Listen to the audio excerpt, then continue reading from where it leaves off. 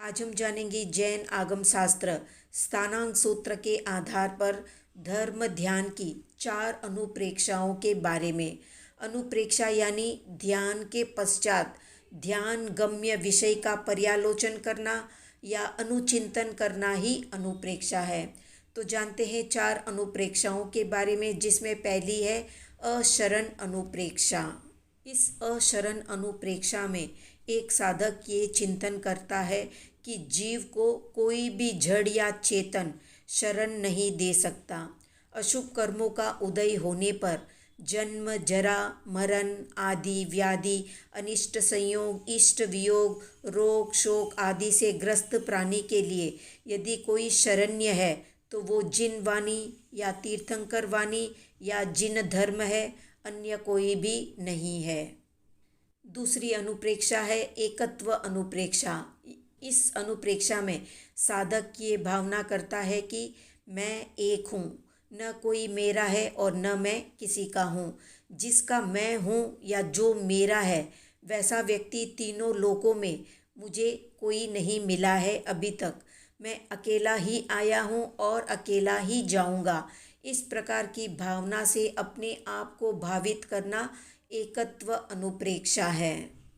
तीसरी है अनित्य अनुप्रेक्षा।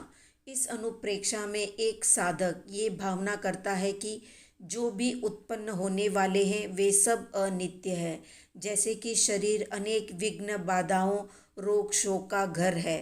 संपत्ति को विपत्ति ने घेर रखा है।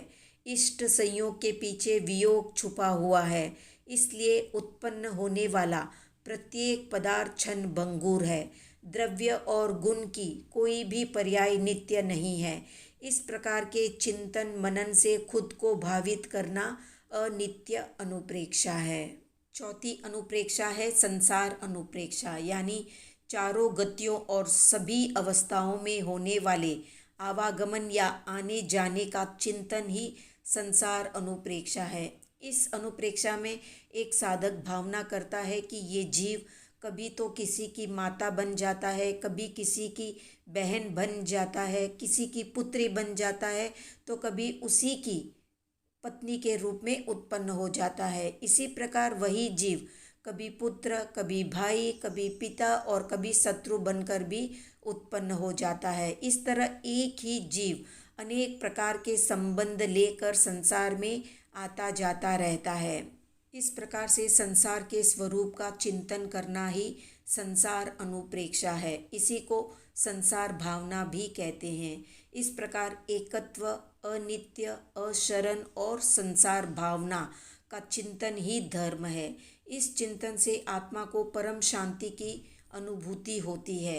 कर्म बंधन शांत होते हैं, टूटते हैं और आवागमन से यानी 4 गति रूप संसार से छुटकारा मिलता है और आत्मनिष्ठता की उपलब्धि होती है। यही धर्म ध्यान का मुख्य उद्देश्य है। तो ये थी धर्म ध्यान से संबंधित 4 अनुप्रेक्षाएं।